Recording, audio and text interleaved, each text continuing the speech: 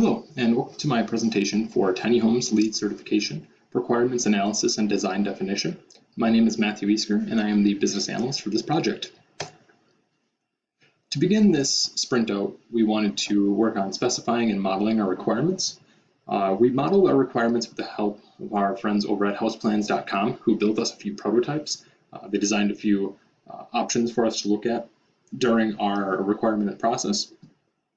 We wanted to keep our functional requirements in mind, that we wanted the project to be green and LEED certifiable, as well as be aesthetically appealing to our consumers and be somewhat eco-friendly for those eco-friendly users.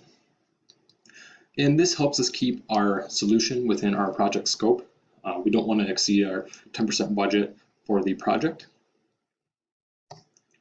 The prototypes that we were delivered are from left to right. Here are the water reservoir, which is in a cubby that is stored in an area of the tiny home. A variety of window designs that we could use for our windows. And then our tiny home with the solar panels attached onto it.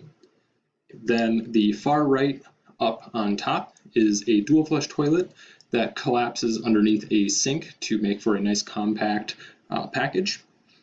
Then our appliances, which are shown here as the stove, dishwasher, washing machine, and fridge.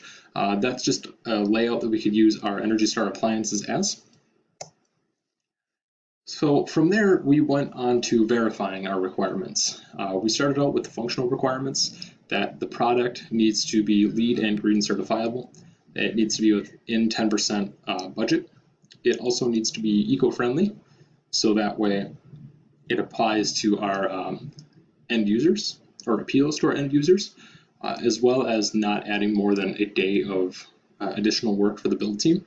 We don't want to add more time and effort for them, thus keeping costs down.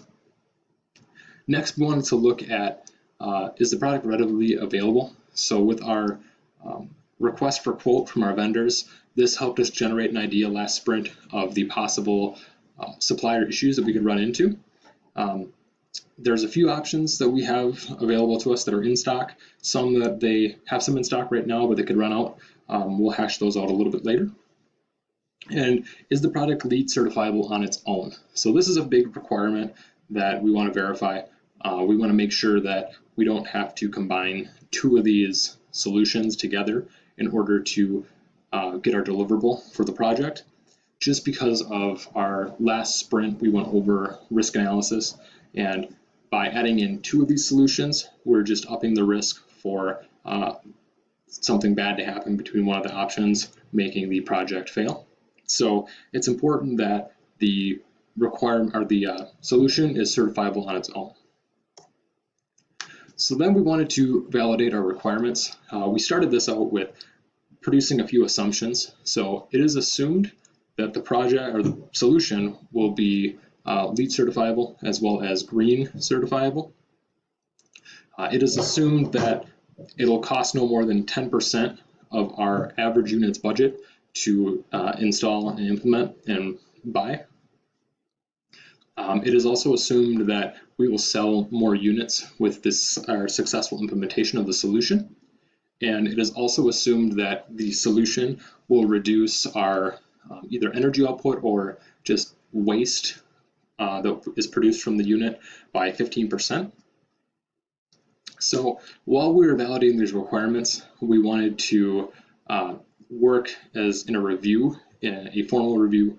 So we assigned a few roles, the business analyst, myself, being the scribe, the author, and the not dictator, but the elicitor of the event. And then Nick and Pat were going to be the approvers of this, and then the rest of the team were just going to be regular reviewers. So after that, we validated a few more requirements, which is the solution must be LEED certifiable. The solution must be label the company green. The solution must cost no more than 10%. The solution must not add more than 1 day of work for the build team. The solution must be readily available for purchase, and the solution should appeal to an eco-friendly clientele. The define requirement architecture.